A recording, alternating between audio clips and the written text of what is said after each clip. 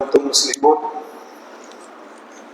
وقال نبينا صلى الله عليه وسلم الكيس من دان نفسه وعمل لما بعد الموت.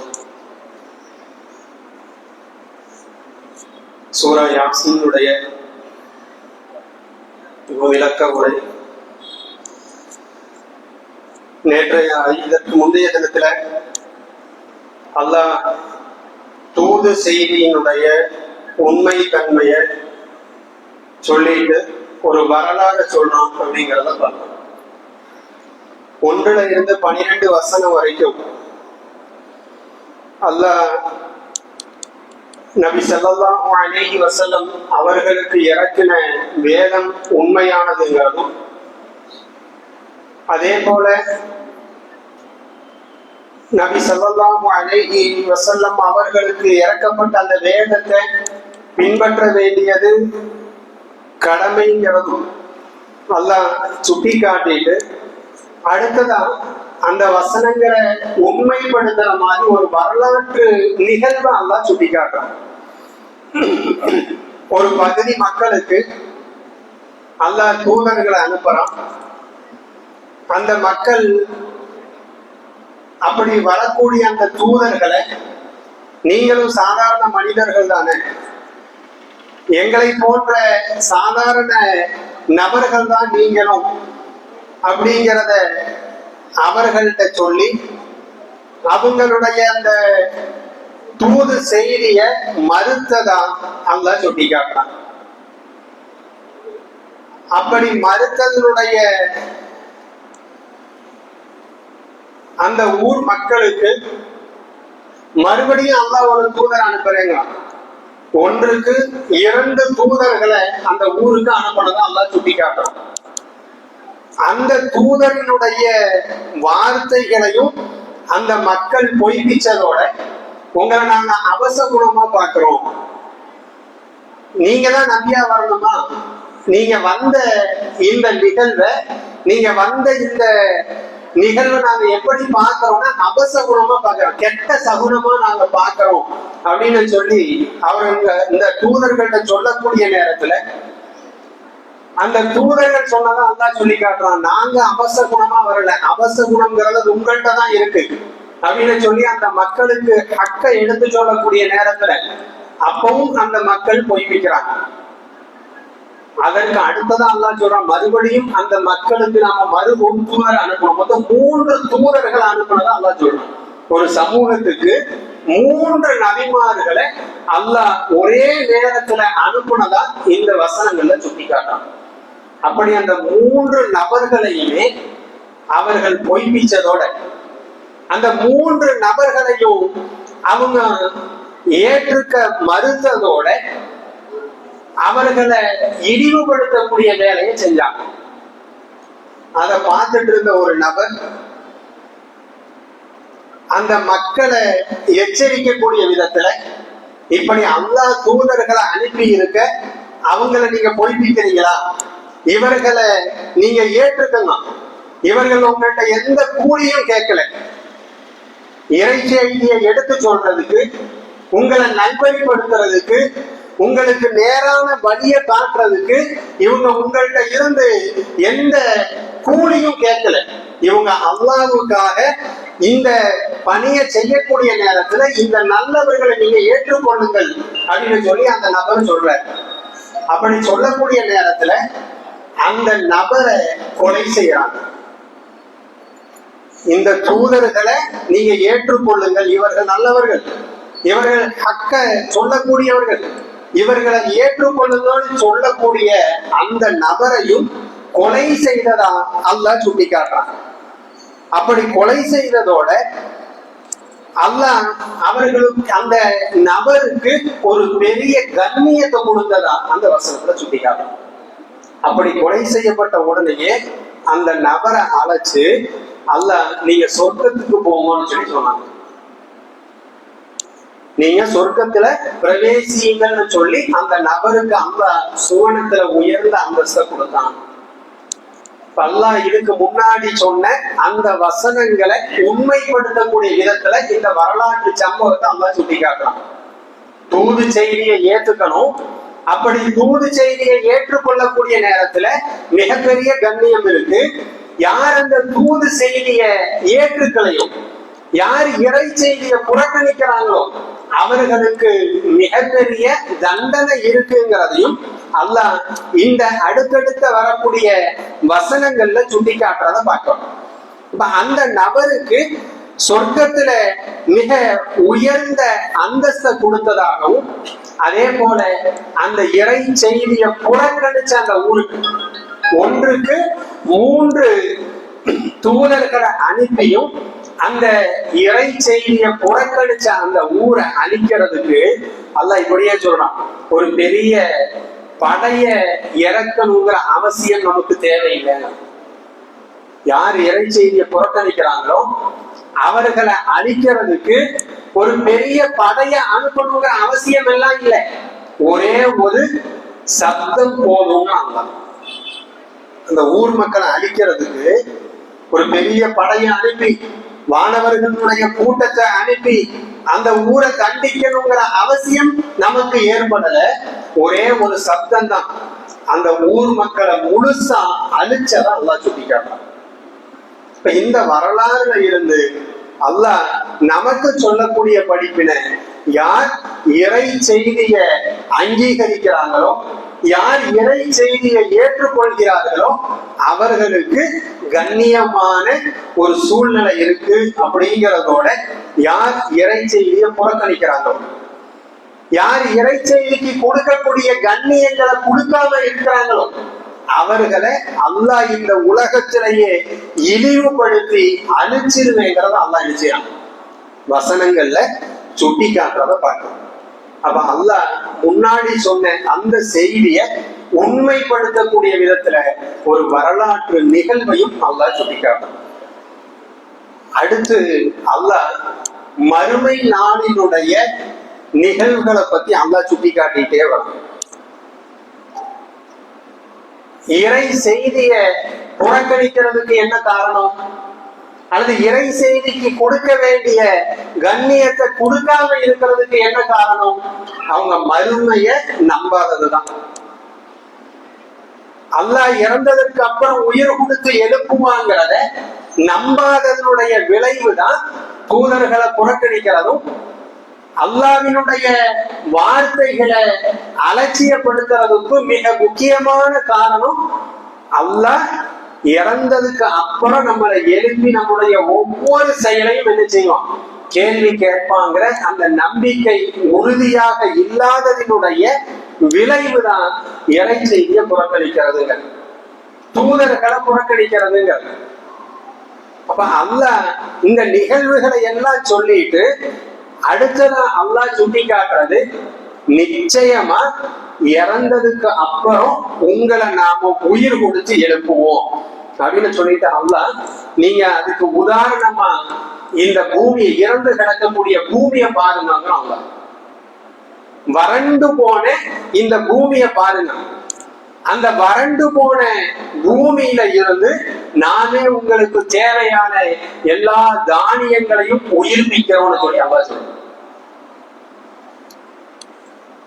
செத்து போன இறந்த தரிசா கிடக்கக்கூடிய பூமியில ஒரே ஒரு மலையின் மூலமா எப்படி தானியங்களை முளைப்பிக்கிறோமோ அதே போல உங்களையும் நாம என்ன செய்வோம், இறந்ததற்கு அப்புறம் உயிர் கொடுத்து எழுப்புவோம் அப்படிங்கறத அல்லாஹ் நிச்சயம் இந்த வசனங்கள்ல அடுத்தடுத்து இறந்ததற்கு அப்புறம் உயிர் கொடுத்து எழுப்பக்கூடிய நிகழ்வுங்கிறது நிச்சயமா நடக்கும் அப்படிங்கறத அல்லாஹ் நிச்சயம் அடுத்தடுத்த வசனங்கள்ல சுட்டி காட்டிட்டு வர்றத பார்க்கிறோம்.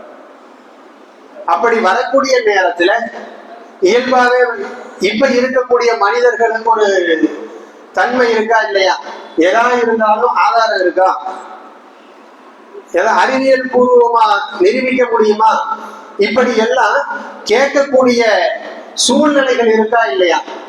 இப்ப அல்லாஹ் அதையும் சுட்டி காட்டுறான்.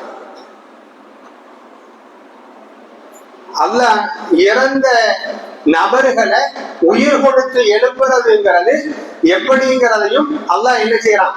அடுத்தடுத்து அல்லாஹ் ஒரு விஞ்ஞான பூர்வமான தகவல்களையும் சேர்த்து சொல்றத பார்க்கிறோம். அப்படி இறந்து தரிசா கடந்த பூமியில இருந்து நாம முளைப்பிக்கக்கூடிய எல்லா விதமான தாவரங்களையும் நாம ஜோடி ஜோடியா படைச்சிருக்கோம், உயிர்ப்பி முளைப்பிக்கிறோம் அப்படின்னு சொல்லி அல்லா சுட்டி காட்டுறோம். எல்லாத்துலயுமே ஜோடிகள் இருக்கு அப்படிங்கிற ஒரு செய்திய அல்லாஹ் இந்த வசனங்கள்ல சுட்டி காட்டுறத பார்க்கிறோம். விஞ்ஞானம் எல்லாம் வளர்ந்ததற்கு பிறகாக சமீபத்துலதான் 19ஆம் நூற்றாண்டினுடைய ஆரம்ப காலகட்டங்கள்ல தான் எல்லா உயிரினங்கள்லயும் ஜோடிகள் இருக்கு அப்படிங்கிறத கண்டுபிடிச்சாங்க. எல்லா உயிரினங்கள்லயும் செடிகள்லயும் ஆண் பெண் இருக்கு, எல்லா தாவரங்கள்லயுமே ஜோடிகள் இருக்கு, ஆண் பெண் இருக்கு அப்படிங்கிறத 19ஆம் நூற்றாண்டினுடைய துவக்கத்துலதான் கண்டுபிடிச்சத பார்த்தோம். அல்லாஹ் அடுத்தடுத்த விஞ்ஞான ரீதியான ஆதாரங்களை சுட்டி காட்டிட்டு வரான். சூரியனுடைய நிகழ்வுகளையும் சந்திரனுடைய நிகழ்வுகளையும் அதே போல எல்லா கோள்களும் இருக்கு, அது தன்னுடைய வட்ட வரைக்குள் சுற்றி வருதுங்கிற ஒரு செய்தியையும் அல்லாஹ் சுட்டி காட்டிட்டு வர்றதை பார்க்கிறோம். அடுத்து இந்த மனிதர்களுக்கு எப்படி சொன்னா புரியுமோ அது போல விஞ்ஞான ரீதியான விளக்கங்களை அல்லாஹ் சுட்டி காட்டிட்டு வரான். ஸல்லல்லாஹு அலைஹி வஸல்லம் சொன்னாங்களா இல்லையா, ஒவ்வொரு நபிமார்களுக்கும் ஒரு முஅஜிஸாத்தை அல்லாஹ் கொடுத்திருக்கான், ஒரு அற்புதத்தை அல்லாஹ் கொடுத்திருக்கிறான். முஅஜிஸாத்துங்கிறது மனிதர்களுடைய சக்திக்கு அப்பாற்பட்ட செயல்களை செய்யறதுதான் முஅஜிஸாத்துன்னு சொல்லுவோம். அப்படி ஒவ்வொரு நபிமார்களுக்கும் அல்லாஹ் சில முஅஜிஸாத்துகளை கொடுத்திருக்கான். எனக்கு அல்லாஹ் கொடுத்த முஅஜிஸாத்துங்கிறது குர்ஆன்னு சொன்னாங்க. எப்படி மூசா அலைஹிஸ்ஸலாத்துக்கு கைத்தடியும், எப்படி ஈசா அலைஹிஸ்ஸலாத்துக்கு அல்லாஹ் குஷ்ட நோய்களை குணப்படுத்தக்கூடியதும் இறந்தவங்களை உயிர்ப்பிக்கிறதும், இப்படி அல்லாஹ் அவங்களுக்கு முஅஜிஸாத்தை கொடுத்தாங்க. இப்படி ஒவ்வொரு நபிக்கும் கொடுத்த முஅஜிஸாத்தை போல அல்லாஹ் எனக்கு கொடுத்த முஅஜிஸாத்து தான் குர்ஆன்னு சொன்னாங்க. இப்ப மனிதர்களுடைய சக்திக்கு அப்பாற்பட்ட செய்திகளை சொல்லக்கூடிய அல்லது மனிதர்களுடைய சிந்தனைக்கு அப்பாற்பட்ட செய்திகளை சொல்லக்கூடியதுதான் குர்ஆன் அப்படிங்கிறதுக்கு அல்லாஹ் அடுத்தடுத்து தொடர்ந்து சில அறிவியல் ரீதியான சம்பவங்களை சுட்டிக்காட்டிட்டு வர்றத பார்க்கணும். அல்லாஹ் எல்லா கோள்களுமே சொல்லுதுங்க, கோள்கள் எல்லாமே தன்னுடைய வட்ட வரைக்குள் என்ன செய்யுது, சுத்திட்டு இருக்கு அப்படிங்கறத அல்லாஹ் சொல்றான். கலீலியோ அவர்தான் முதல்ல சூரியன் எல்லாம் மனிதர்கள் அன்னைக்கு இருந்த மனிதர்கள் எப்படி நினைச்சிருந்தாங்கன்னா, பூமி ஒரே இடத்துல இருக்கு, சூரியன் தான் என்ன செய்யுது, பூமியை சுத்தி வருது அப்படின்னு நினைச்சாங்க. ஏன்னா காலையில பாக்குறோம் கிழக்கு பகுதியில சூரியன் இருக்கு, சாயந்தரம் பார்த்தா மேற்கு பகுதியா இருக்கு. இப்ப நம்ம அங்கேயே தான் இருக்கோம். அப்ப சூரியன் தான் என்ன செய்யுது, சுத்துதுன்னா அப்படித்தான் எல்லாரும் நினைச்சிருந்தாங்க.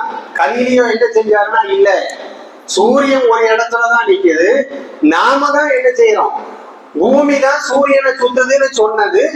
அது அன்னைக்கு இருந்த மக்களுடைய அறிவுக்கு ஏற்றுக்கொள்ள முடியாதுங்கிறதுனால அவர் வீட்டை சிறைச்சாலையாக்கி வீட்டிலேயே வச்சு கொலை பண்ணதும் பார்த்தோம். அவர் சாகிற வரைக்கும் வீட்டை விட்டு வெளியே வரவே விடல. என்னன்னா அவர் என்ன சொல்லிட்டாரு, பூமி சுத்தல, சூரியன் சுத்தல, பூமி தான் என்ன செய்யுது, சுத்துதுன்னு சொன்னனால அவரை வீட்டு சிறையிலேயே வச்சதை பார்த்தோம். ஆனா அதற்கு முன்பாகவே சூரியன் மட்டும் பூமி மட்டும் இல்ல, சூரியனும் சேர்ந்து சுத்துது அப்படிங்கிற ஒரு அறிவியல் பூர்வமான செய்தியை அல்லாஹ் இந்த வசனங்கள்ல சுட்டி காட்டுறான். சூரியன் தன்னைத்தானே சுத்திக்குதுங்கிறத 20ஆம் நூற்றாண்டினுடைய இறுதியில தான் கண்டுபிடிச்சாங்க. அது வரைக்கும் என்ன செய்யல, சூரியன் ஒரே இடத்துல நிக்குது, சூரியனை மையப்படுத்தி மற்ற கோள்கள் தான் சுத்துதுனாங்க. ஆனா சூரியனும் சுத்ததுங்கிற செய்திய அல்லாஹ் 1400 ஆண்டுகளுக்கு முன்பாகவே குர்ஆன்ல சூரா யாசீன்ல சுட்டி காட்டுறது நிச்சயம். அப்படி அல்லாஹ் அடுத்தடுத்த ஒவ்வொரு விஞ்ஞான ரீதியான வசனங்களை அல்லாஹ் சுட்டி காட்டுறதும் எதுக்குன்னா, இறந்ததுக்கு அப்புறம் உங்களை எழுப்பக்கூடிய நிகழ்வுங்கிறது அது நிச்சயம் நடக்கும். அதுல எந்த மாற்றமும் இல்லை.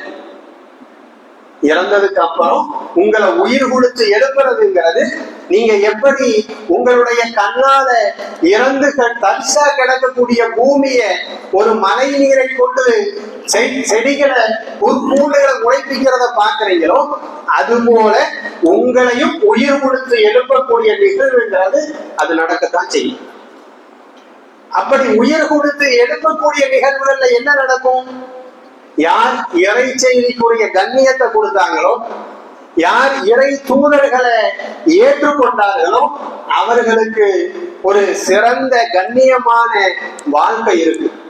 யார் இறை செய்தியை புறக்கணிச்சாங்களோ, யார் இறை செய்திக்கு கொடுக்க வேண்டிய கண்ணியத்தை கொடுக்கலையோ, யார் இறை தூதர்களை அவமானப்படுத்தினாங்களோ, யார் இறை தூதர்களை மறுத்தார்களோ அவர்களுக்கெல்லாம் மிக மோசமான தண்டனை இருக்கு அப்படிங்கிற செய்தியை உண்மைப்படுத்துறதுக்காக அல்லாஹ் தொடர்ந்து அறிவியல் ரீதியான உண்மைகளையும் சுட்டி காட்டிட்டு வர்றதை பார்க்கணும்.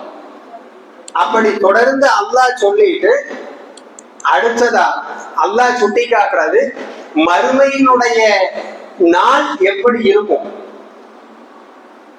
இந்த சூரா யாசீனுடைய முழு செய்தியுமே அல்லாஹ் சுட்டி காட்டுறது மறுமையினுடைய நிகழ்வுகளை உண்மைப்படுத்துவதற்கான, மறுமையினுடைய நிகழ்வு எப்படி இருக்குங்கிற செய்திய உறுதிப்படுத்துறதுக்கான வசனங்களை தான் அல்லாஹ் தொடர்ந்து சொல்லிட்டு வரோம்.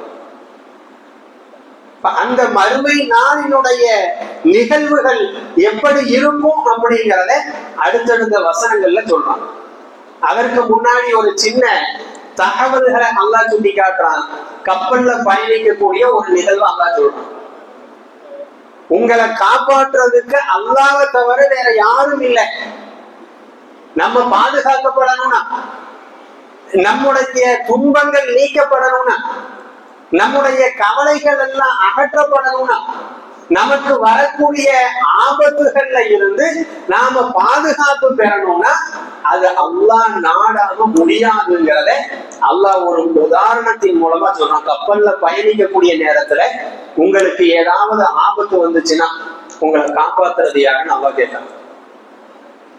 நீங்க கடல்ல பயணிக்கக்கூடிய நேரத்துல உங்களுக்கு ஏதாவது ஒரு ஆபத்து வந்துருச்சுன்னா, உங்களுக்கு ஏதாவது ஒரு துக்ககரமான நிகழ்வு நடந்துருச்சுன்னா, அந்த கடல் பெருவெளியில உங்களை பாதுகாக்கிறது யாரு? அல்லாஹ்வை தவிர உங்களை வேற யாராலும் பாதுகாக்க முடியாதுங்கிற செய்திய அல்லாஹ் சுட்டிக்காட்டு.